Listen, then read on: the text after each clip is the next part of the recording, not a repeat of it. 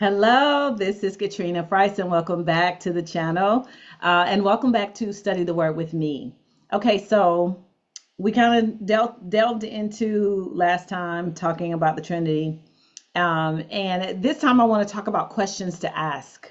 And this is really a tip, a tip in terms of the perspective when you are reading the Bible.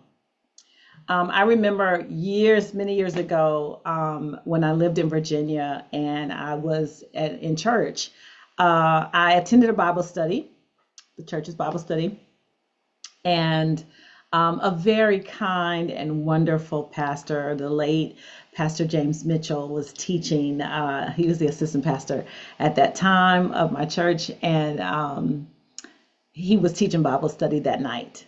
And he said something that I have never forgotten, that I even apply today, so many years later, when I am reading the Bible. And so what he said was, when you study the Bible, you want to ask yourself three questions. You want to ask, what's being said? What is being said? Two, who is saying it? And three, who are they speaking to? What is being said? Who is saying it? And who are they speaking to? It seems simple, but it's really, it gives you some great insight in terms of looking at the picture holistically. Because there are times in the Bible you can read something, you can say, "What? Why did they say?" You let me pause for a second. One, I'm getting too excited, so I got to calm myself down. But the other part is, sometimes when I'm reading the Bible, when I'm reading it, when I'm listening to it, and when I am at church, I'm listening in terms of, I'm in a service, right? I am always thinking about, when I hear this word, how to apply it to my life. I'm always thinking that, no matter what, no matter who it is, what they're saying, can I apply this to my life, is what I'm thinking. And sometimes I hear things, especially when I'm, listening to sermons and different, preachers take on things. I'm like, well, how am I supposed to? It's just me, right? I'm like, okay, well, where does that fit?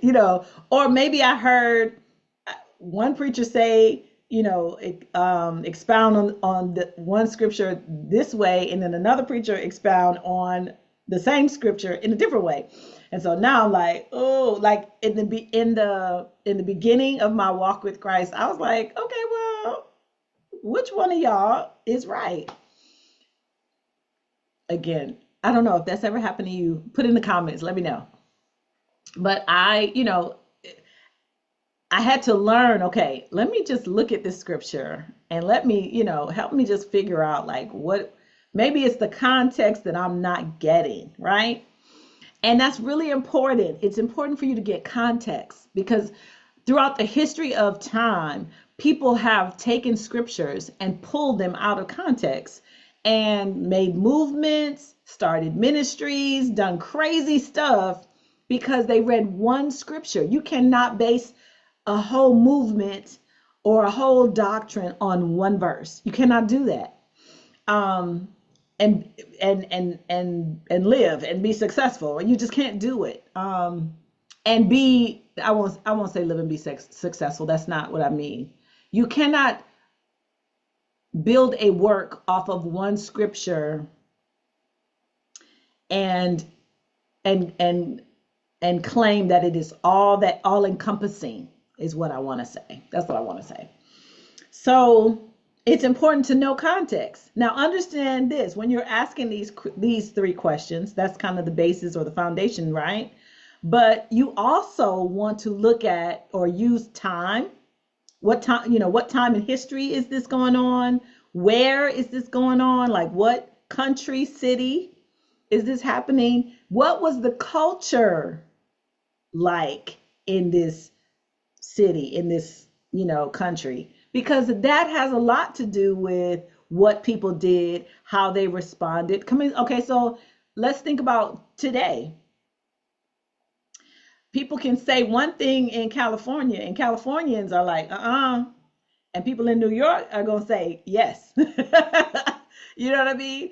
East Coast, West Coast, North, South, whatever geographical location, the United States feels one way about a thing. Canada might not feel that way. France might not feel that way. Germany may not feel that way. Like every one of us has a culture that we belong to.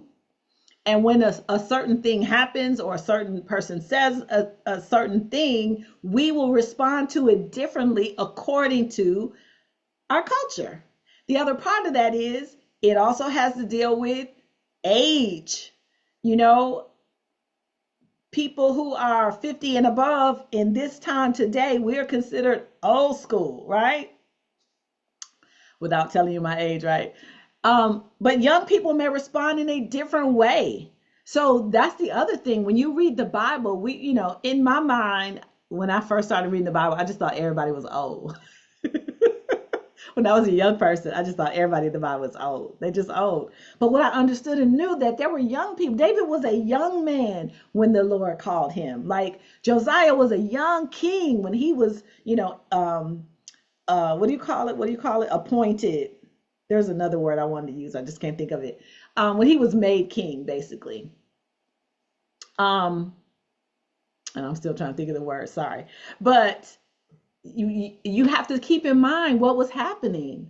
How old were these people? What was going on? I mean, all this stuff. Mary was a young woman when she was pregnant with Jesus. Like all that makes it more real, and it helps you understand where these people were coming from, that you can relate in your own life, because we tend to think, I'm the only one who going through this. I'm the only one who understands this, and that's just not true. So all of those things help you to put what's happening in the scriptures in perspective. I'll give you an example. So like in the beginning, Genesis, right? God made marriage, and Adam and Eve, marriage equaling one man, one woman. And then you see later in the scriptures, David has multiple wives. Now, not only does David have multiple wives, David has an affair with another man's wife, kills that man, makes her his wife, and so then they have children. Now Solomon, David's son, breaks out and he got 700 wives, right? So somebody can look at this scripture and say, well, I don't know why I'm trying to just stay with one. I hate the South. I'm just gonna be me, right? So he's like, why would I stay with one woman? I can have, the Bible, people in the Bible, they had all these wives. I can have as many as I want. No. First of all, God made marriage one man, one woman. That's first of all, okay? Second of all, depending on what country you live in, that's not gonna work. Third of all, understand that in the context of scripture, whenever you see a man with more than one wife, you also gonna find the trouble. You're gonna find the despair in that. You're gonna find a lot of consequences in that. Okay? So you gotta know the context of what's happening in the stories that you read in the Bible. Another example is Daniel, right, was exiled or brought into Babylon to live, to serve the king. And, the king wants to feed him, all this rich food or whatever, wine, all this stuff. And Daniel was like, no, give me veggies and water. Give me veggies and water. I want to commit to eating what I know my God would have me to eat, right?